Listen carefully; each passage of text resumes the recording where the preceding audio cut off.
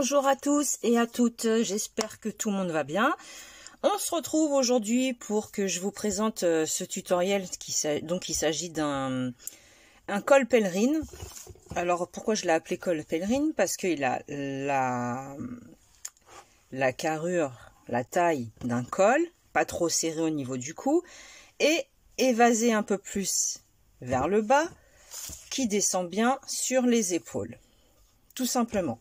Alors je peux pas le peser parce que je viens de tomber en panne de piles des petites piles rondes, j'en ai plus, donc je sais pas du tout combien il pèse. Tout ce que je peux vous dire, c'est que j'ai crocheté avec le crochet numéro 5. J'ai utilisé deux fils numéro 2 que j'ai réunis ensemble, je les ai doublés pour la couleur écrue. J'ai pris crochet numéro 5. Je pense qu'il doit faire aller dans les 100 grammes. Mais dès que je rachète des piles, je vous dirai exactement le poids qu'il fait. Et ensuite, pour les finitions, j'ai utilisé ce fil-là que j'avais acheté. Je vous l'avais déjà montré dans un tuto, je ne sais plus trop lequel. J'avais acheté ça chez Action. Vous voyez, c'est la marque d'Action, Craft Sensation. Donc j'en avais pris un noir et un rouge, enfin deux noirs, deux rouges plutôt. Donc j'ai fait en haut un rang de mailles serrées avec, et en bas j'ai fait la finition. Vous voyez, j'ai pas coupé le fil, j'ai fait un tour complet avec cette couleur là que je trouve super belle. Ça casse vraiment bien l'écru, et je trouve que pour une soirée, pour un dîner chic, ça peut vraiment bien le faire. Ça peut être super beau. Donc voilà, vous allez avoir besoin d'un multiple de 4. Donc, multiple de 4. Pour ma part, j'ai fait 56 mailles chaînettes pour le tour du cou, parce qu'on va commencer par le haut, par le cou. Donc, vous allez faire en fonction du tour de cou de la personne pour qui c'est destiné, tout simplement. Sauf qu'il faut que ce soit, pour ce point-là, un multiple de 4. Je ne sais pas si vous voyez bien le point, ça fait vraiment esprit dentelle. C'est très joli. Donc je vais vous montrer tout ça. Je m'installe et je reviens. C'est reparti. Donc j'ai fait une chaînette de 32 mailles chaînettes pour ma part.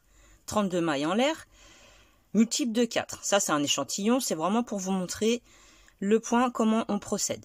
Donc on va rentrer dans la première. Ici, vous entrez dans la première, vous attrapez votre fil et vous faites une maille coulée. Pour bien fixer le tout, on fait bien attention que la chaînette soit bien droite. Alors, on va monter avec 3 mailles en l'air. 1, 2, 3 mailles en l'air. Au même endroit, on va ajouter 2 brides dans la même maille, je veux dire. On ajoute 2 brides, donc ça nous fait un total de 3 brides. 2 mailles de séparation et une bride au même endroit. Ça, c'est le motif qu'il faudra répéter à chaque fois. Soit dans ce sens-là, soit dans le sens inverse, je vais vous montrer au prochain rang. On saute, 1, 2, 3, on va dans la quatrième, on recommence. On fait 3 brides, une, la deuxième, la troisième, auxquelles viennent s'ajouter 2 mailles de séparation, plus une bride, au même endroit, comme ceci. Voilà, peut-être que là vous voyez mieux. On saute les 3 mailles suivantes. 1, 2, 3. Dans la quatrième, rebelote. 3 brides. Donc une. On rentre bien dans la maille. 2. Troisième bride. On va faire ça jusqu'au bout de la chaînette. 2 mailles de séparation. Au même endroit, une bride. C'est super simple. Vous allez voir, vous allez crocheter à une vitesse, ça va être... vous allez vous épater vous-même parce que ça va super vite. On saute 1, 2, 3. C'est le premier tour qu'il faut vraiment être concentré. Dans la quatrième, donc j'ai sauté 3 mailles. Dans la quatrième, je viens faire mes 3 brides, 2 mailles de séparation et au même endroit, une bride. 1, 2, 3. Dans la quatrième, toujours pareil. On fait ça jusqu'au bout. 3 brides.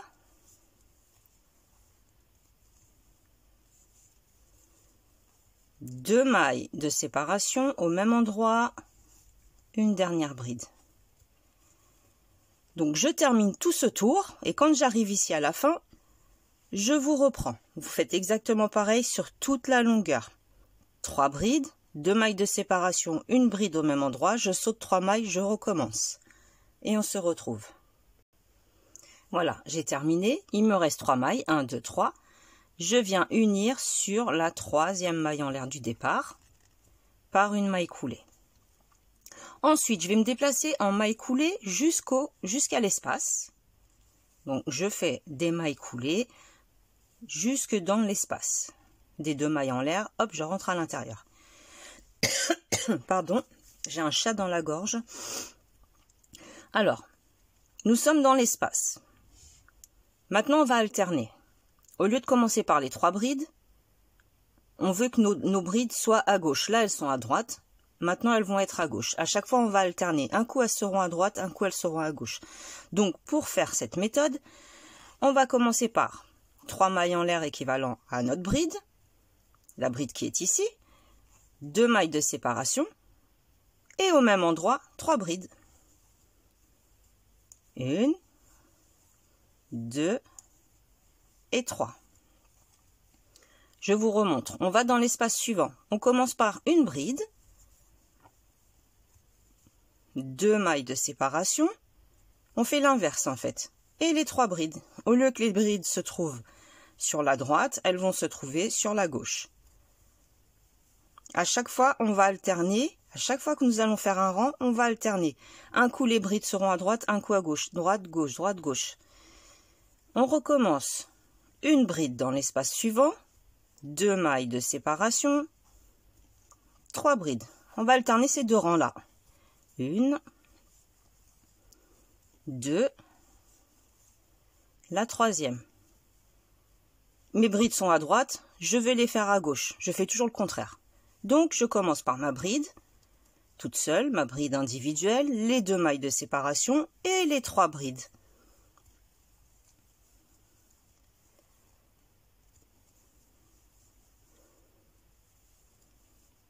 Pareil, je viens dans l'espace, je fais ma bride,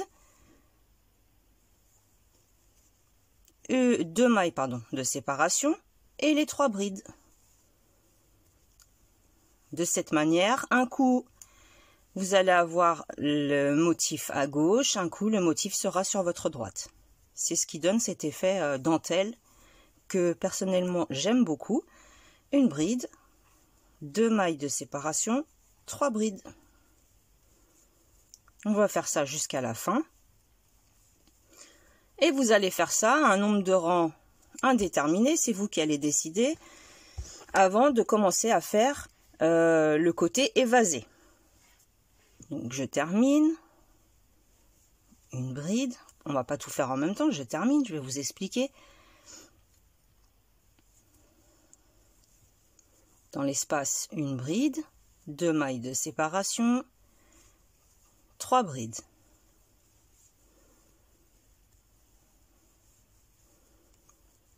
Dernier espace, une bride,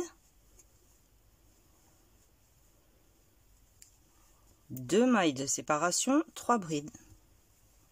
1, 2 et la 3e. Là, je suis ici. J'ai les 3 mailles en l'air plus les 2 mailles de séparation.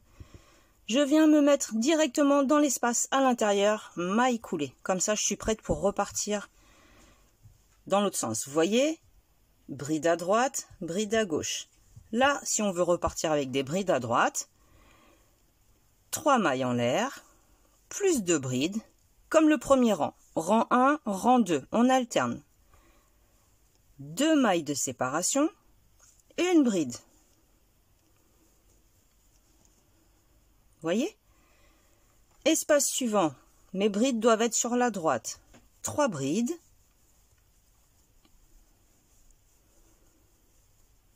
2 mailles de séparation, une bride. On va alterner le rang 1 et le rang 2 jusqu'à ce que vous obteniez, comme je vous disais il y a 5 minutes, une hauteur suffisante pour le cou.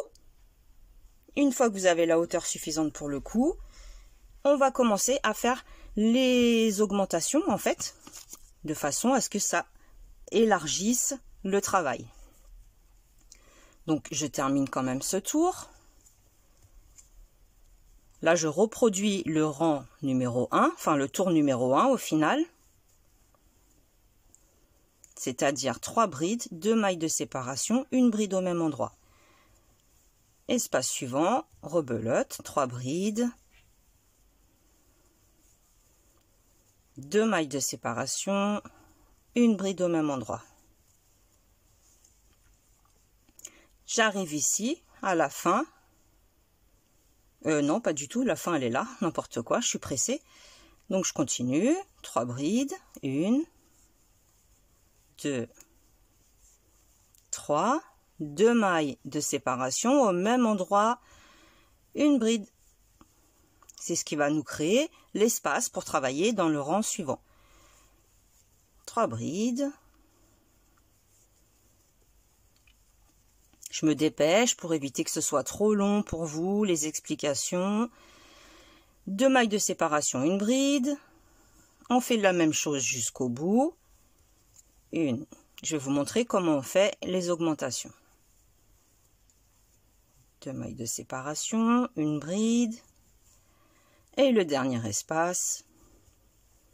1, 2, 3. 2 mailles de séparation, ma dernière bride. Voilà. J'arrive ici. Donc je viens unir comme tout à l'heure sur la 3e maille en l'air du départ. On dit que j'ai la hauteur nécessaire. Voilà. Vous avez la hauteur nécessaire. Maintenant, vous avez envie d'agrandir, d'élargir votre projet pour qu'il glisse bien sur les épaules. Donc, tout simplement, déjà, on va aller en maille coulée jusqu'à l'espace.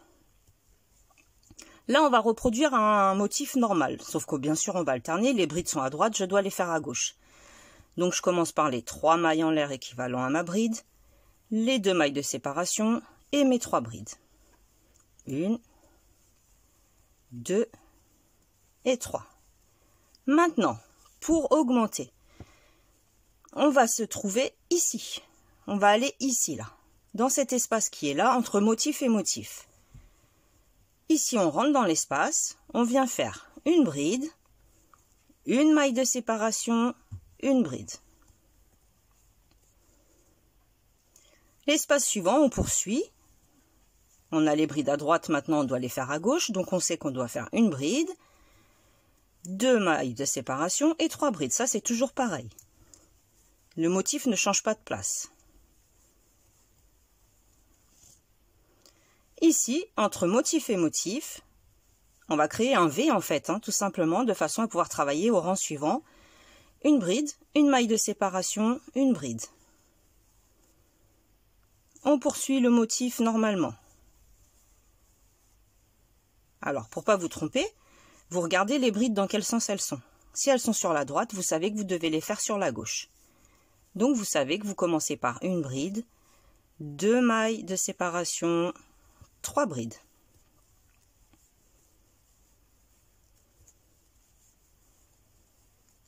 J'arrive entre espace et espace. Je fais mon petit V, c'est-à-dire une bride, une maille de séparation au même endroit, une bride. Il n'y a que ça qui va changer en fait. Et au tour suivant, on va reprendre le cours des choses normales. Donc je termine tout ce tour et je vous montre la suite. Voilà, j'arrive à la fin. N'oubliez pas ici le dernier espace entre motif et motif, de faire le petit V, une bride, une maille en l'air, une bride. Et là, on vient se glisser directement à l'intérieur, maille coulée. Voilà ce que ça nous donne pour le moment. Donc là, on va repartir tout à fait normalement, vous allez voir, sauf qu'on va travailler dans tous les espaces, dans le V et dans les motifs. Motifs, on va faire exactement ce que l'on doit faire. Les brides sont à gauche, on les veut à droite. 3 mailles en l'air, 2 brides. C'est toujours pareil, hein. Rien ne change. 2 mailles de séparation, une bride. Tout simplement. Dans le V qui se trouve ici, entre motif et motif, normalement on serait parti dans le motif directement. Là, non, on va travailler dans le V. Ça va agrandir notre travail. On fait exactement la même chose. 3 brides, parce que notre motif est à droite. 2 mailles en l'air, au même endroit, dans le V, une bride. Dans le motif, on recommence. 3 brides. Rien ne change, les tours sont exactement les mêmes. Vous alternez le tour numéro 1 et le tour numéro 2, même si vous avez fait vos petits V, vos augmentations. Rien ne change, c'est exactement pareil. On veut avoir les motifs du même côté. Côté opposé au rang précédent, forcément. C'est ce qui va nous donner ce super beau motif. Là, j'arrive dans le V, 3 brides.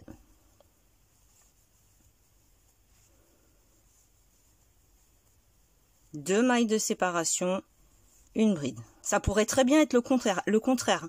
Tout dépend votre rang précédent, si les brides sont à gauche ou à droite. Si mes brides étaient à droite au rang précédent, j'aurais fait mon motif à gauche. Vous avez compris, on alterne. On fait le contraire de ce qu'on voit. Regardez, je vais vous montrer de plus près. Droite, gauche, droite. Vous comprenez? Peu importe qu'il y ait des augmentations ou pas. Les augmentations, je vous ai montré comment faire. Vous faites des V entre motif et motif. Plus vous allez faire des V, plus ça va être large. Et plus vous allez pouvoir faire un travail adapté à votre taille. Ça, c'est l'essentiel.